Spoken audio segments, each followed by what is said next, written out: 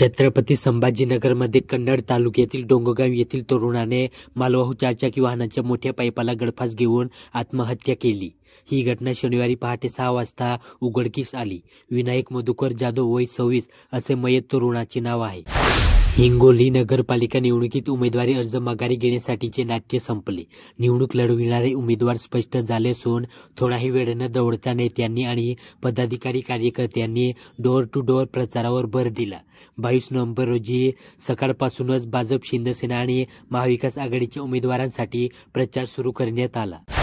धाराशिवमध्ये नळदुर्ग येथे येडकोट जय मल्हारच्या जयघोषात श्री खंडोबाची येथील श्री क्षेत्र मैलारपुरात शनिवारी मार्गशीर्ष द्वितीयेला पहाटे 4:30 वाजण्याच्या सुमारास वाजत गाजत आगमन झाले। बीडमध्ये गत महिनाभरात थंडीचा कडाका वाढल्याने भाजीपाला पिकांचे उत्पादन घटले। बाजारात आवकही कमी झाली। त्यामुळे बीडमध्ये जिल्ह्यातून भाजीपाल्याची आवक होत असून भाज्यांचे दर वधारले आहेत। अन्य भाज्यांच्या तुलनेत शेवग्यांचा भाव 4 पट असून 320 रुपये किलोपर्यंत तोरा वाढला। लातूर जिल्ह्यातील औसा केंद्रात एनडीएमध्ये व राज्यात महायुतीत आम्ही असलो तरी स्थानिक पातळीवर पदाधिकारी व कार्यकर्त्यांना संधी देण्यासाठी राष्ट्रवादी काँग्रेस ही निवडणूक स्वबळावर लढवत आहे। त्यातून नवनवीन नेतृत्व तयार होते, असे प्रतिपादन राज्याचे उपमुख्यमंत्री अजित पवार यांनी शनिवारी येथे केले। जालना जिल्ह्यातील वडीगोद्री येथे शेतातील गोठ्यात बांधलेल्या कालवडीला बिबट्याने उसात फरफटत नेत फडशा फाडला। ही घटना टाका तालुका अंबड शिवारात शुक्रवारी मध्यरात्रीच्या सुमारास घडली। या घटनेच्या वन विभागाकडून पंचनामा करण्यात आला। परभणी जिल्ह्यात उमेदवारांसाठी असलेल्या माघारीच्या मुदतीनंतर आता चित्र स्पष्ट झाले। सगळ्याच ठिकाणी लढती चुरशीच्या होत आहेत। राजकारण आता मुद्द्यावरून गुद्द्यावर येत असल्याचे चित्र दिसत आहे। इतर ठिकाणी किरकोळ कुरबुरी जागीच जिरल्या, मात्र पाथरीत थेट हाणामारी दगडफेकीपर्यंत प्रकार गेला। छत्रपती संभाजीनगर जिल्ह्यातील सोयगाव येथे पर्यावरण रक्षण व संवर्धनासाठी जरंडी ग्रामपंचायतीने 3 वर्षात परिसरात तब्बल 35,295 झाडे लावून संवर्धन केले। आता गावात 1 लाख वृक्ष लागवडीचे उद्दिष्ट निर्धारित करण्यात आले। बीड शहरातील मुख्य रस्त्यावर वाढलेले अतिक्रमण आणि त्यामुळे होणारी वाहतूक कोंडी फोडण्यासाठी जिल्हा वाहतूक शाखा आणि नगरपालिकेने संयुक्तरित्या शुक्रवारी विशेष मोहीम राबवली। या कारवाईत 100 पेक्षा अधिक अतिक्रमणधारकांवर शिस्तभंग कारवाई करण्यात आल्याने बीड शहरातील रस्त्यांनी अखेर मोकळा श्वास घेतला। लातूर स्थानिक स्वराज्य संस्थांच्या निवडणुकांसाठी राज्य निवडणूक आयोगाने अधिसूचित केलेल्या दिनांकास अस्तित्वात असलेली विधानसभेची मतदार यादी वापरण्यात येते। त्यात अनेक प्रभागांमध्ये दुबार-तिबार नावे असल्याचे समोर आले। आता त्यांची पडताळणी सुरू असून डिसेंबर महिन्यात लातूर महापालिका निवडणुकीसाठीची अंतिम यादी तयार होईल। त्यात एकापेक्षा अधिक ठिकाणी नाव असणाऱ्या मतदाराला मतदान करण्यापूर्वी हमीपत्र लिहून द्यावे लागणार आहे। जालना जिल्ह्यातील भोकरदन येथे जिल्हा महिला व बालविकास कार्यालय जालना यांच्या मार्गदर्शनाखाली बालदिन सप्ताह आणि बालविवाह मुक्त भारत अभियानांतर्गत 22 नोव्हेंबर रोजी सोयगाव देवी येथील दुर्गा माता विद्यालयात बालक संरक्षणाविषयी जनजागृती कार्यक्रम पार पडला।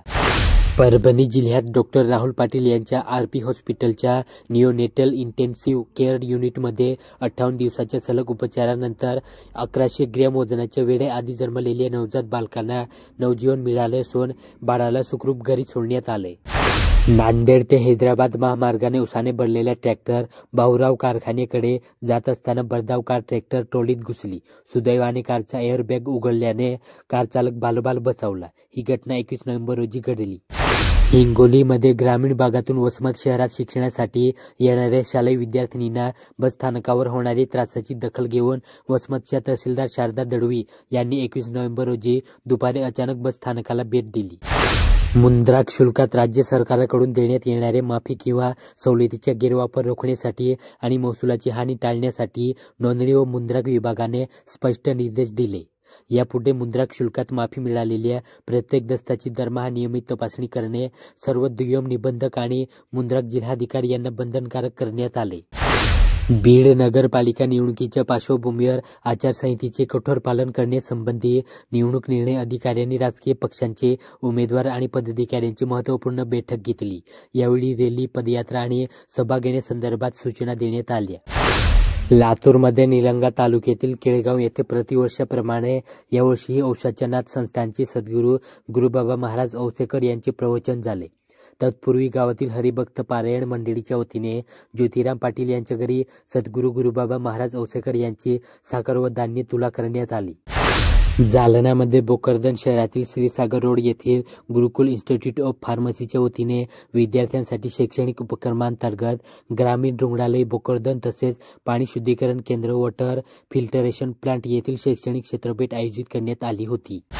परभणी जिल्ह्यात आजच्या डिजिटल युगात ही पत्रलेखनाची परंपरा जिवंत ठेवण्यासाठी परभणी डाक विभागातर्फे डाई अखर पत्रलेखन स्पर्धा 21 नोव्हेंबर रोजी बालविद्या मंदिर शाखेत ही स्पर्धा मोठ्या उत्साहात पार पडली. आपले आदर्श व्यक्तिमत्वाला पत्र हा आकर्षक विषयावर झालेल्या या स्पर्धेत 3000 विद्यार्थ्यांनी सहभाग नोंदवून अभूतपूर्व प्रतिसाद दिला. नांदेड येथील खासगी काम आटोपून दुचाकीने गावी परतणाऱ्या तरुणाच्या दुचाकीला अज्ञात वाहनाने जोराची धडक दिली. यावेळी गंभीर जखमीस विष्णुपुरी येथील दवाखान्यात नेले असता डॉक्टरांनी मृत घोषित केले. हिंगोली शहरातील आदर्श महाविद्यालय भागातील जलकुंभात पुरेसा पाणीसाठा झाला नसल्यामुळे आदर्श कॉलनी गोविंदनगरसह परिसरात 22 नोव्हेंबर रोजी नियोजित पाणीपुरवठा होऊ शकला नाही. या भागात रविवारी पाणीपुरवठा होणार असल्याची माहिती आहे. धाराशिवमध्ये मालेगाव येथील 3 वर्षाच्या चिमुकलीवर झालेले अत्याचार विरोधात आधुनिक लोहुजी सेनेच्या वतीने शनिवारी लोहारा बंदची हाक देण्यात आली होती. याला व्यापाऱ्यांनी उत्स्फूर्त पाठिंबा देत बंदमध्ये सहभाग नोंदविला. बीड जिल्ह्यातील नगरपालिका निवडणुकीत राजकीय पक्षांचे अधिकृत उमेदवार आणि अपक्ष यांच्या प्रचारामध्ये दरी दिसून येत आहे. भाजप, दोन्ही राष्ट्रवादी, दोन्ही शिवसेना, काँग्रेस आणि आम आदमी पार्टीसह सर्वच प्रमुख पक्षांनी आपले अर्ज वैध ठरताच तत्काळ प्रचाराला सुरुवात केली. लातूर जिल्ह्यातील उदगीर जोडकोट विधानसभा मतदारसंघातील कोट्यवधींचा निधी आणून विकास साधण्याचे सातत्याने प्रयत्न आहे. उदगीर शहराच्या विकासाला कदापिही निधीची कमतरता भासू दिली नाही. आगामी काळात शहराचा चेहरा मोहरा बदलणार आहे, असा विश्वास माजी मंत्री आमदार संजय बनसोडे यांनी व्यक्त केला. जालन्यामध्ये टेंभुर्णी येथील JBK विद्यालयात गुरुवारी शिक्षक पालक मेळावा पार पडला. इयत्ता 10वी व 12वीच्या विद्यार्थ्यांसाठी आयोजित या मेळाव्यात माता पालकही मोठ्या संख्येने सहभागी झाले होते. परभणीमध्ये सध्या पाथरी नगर परिषद निवडणुकीची रणधुमाळी जोरात सुरू. निवडणूक अंतिम टप्प्यात आली. त्यात निवडणूक काळात नेत्यांसोबतच कार्यकर्ते, पदाधिकारी, उमेदवार खादीचा वापर करताना मोठ्या प्रमाणावर दिसून येत आहेत.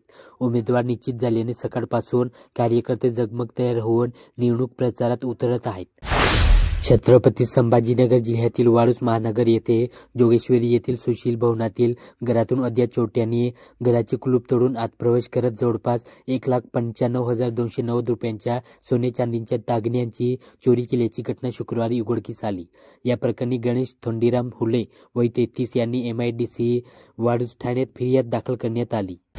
महाराष्ट्र वीरशैव लिंगायत सभा जिल्हा शाखा नांदेडद्वारे आयोजित वधूवर परिचय मेळाव्याच्या स्मरणिकेचे प्रकाशन 22 नोव्हेंबर रोजी मनपाचे मुख्य लेखा व वित्त अधिकारी धनराज पांडे यांच्या हस्ते करण्यात आले. हिंगोली जिल्ह्यातील वसमत नगर परिषद निवडणुकीमुळे येथील राजकीय वातावरण चांगलेच ढवळून निघाले. या निवडणुकीत कधी नव्हे ते घडत असल्याचे जनतेला पाहायला मिळत आहे. विशेष म्हणजे आजी आणि माजी आमदारांची प्रतिष्ठा या निवडणुकीत पणाला लागली. या निवडणुकीत नगराध्यक्ष पदाची निवडणूक चौरंगी होण्याचे चिन्ह आहेत. प्राणी मात्रावर दया करा असा संदेश अनेक माध्यमातून दिला जातो. मात्र भटक्या कुत्र्यांपासून नागरिकांचा बचाव करा असा संदेश सर्वोच्च न्यायालयाने दिलाय. भटक्या कुत्र्यामुळे मानवी आरोग्यास धोका होत असून याबाबत सर्वोच्च न्यायालयाने सर्व सरकारी, निमसरकारी कार्यालयांना, शाळांना, दवाखाने, महामार्ग आदींना उपाययोजना करण्याबाबत आदेश दिले आहेत. यानंतर तरी भटक्या कुत्र्यांचा उपद्रव कमी होईल अशी अपेक्षा केली जाते.